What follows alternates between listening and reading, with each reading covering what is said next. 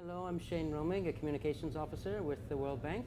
And we have the pleasure here to be with Michael Sabia, the CEO of CDPQ, Canada, a large pension fund from Canada. Correct. And here we have the pleasure to talk about scaling up development for and mobilizing private capital to support development.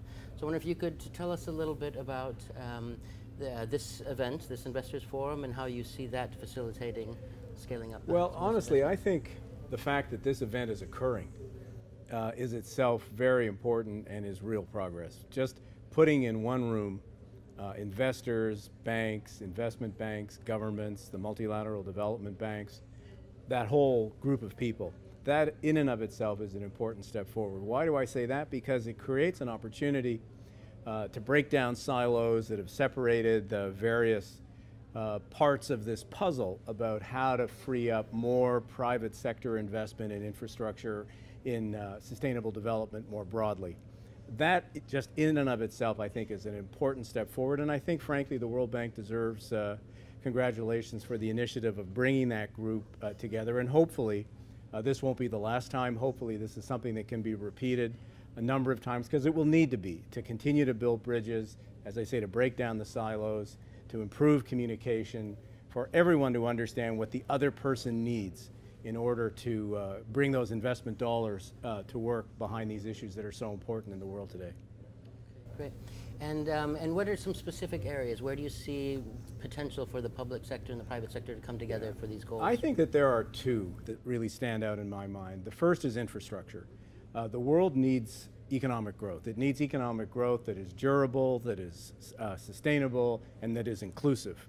And infrastructure is a great way to do that. It might be one of the best ways of creating the kind of growth that we need. And there are trillions, literally trillions of dollars held by private investors, institutional investors like us, pension funds, et cetera, who are looking for these kinds of assets. The challenge is you've got this important social and economic need for infrastructure across the world, and you've got these big pools of capital. And the question is, how do you get them to connect?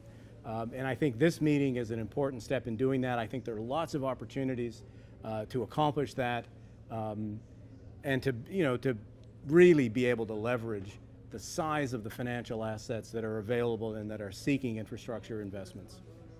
That's the first one. The second one, every bit as important for sure, because it's existential for the planet, and that's climate change.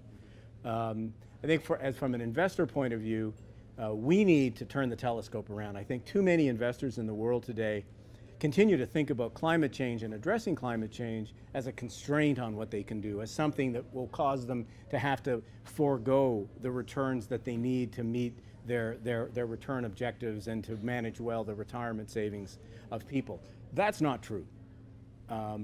We believe that that's not true. We're a large investor in wind power, we're a large investor in solar energy, we're a large investor in urban transit, and in all those projects we're making very substantial, very commercial returns. So we don't think that there is a trade-off.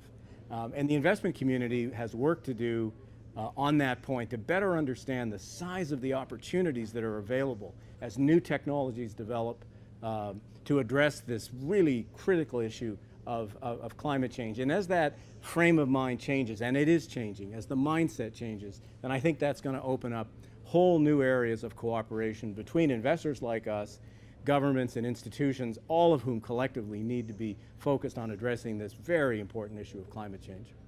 Okay, great. Well, thank you so much for sharing your insight with us. We Pleasure. really appreciate it. Thank you. Thank you. Thank you.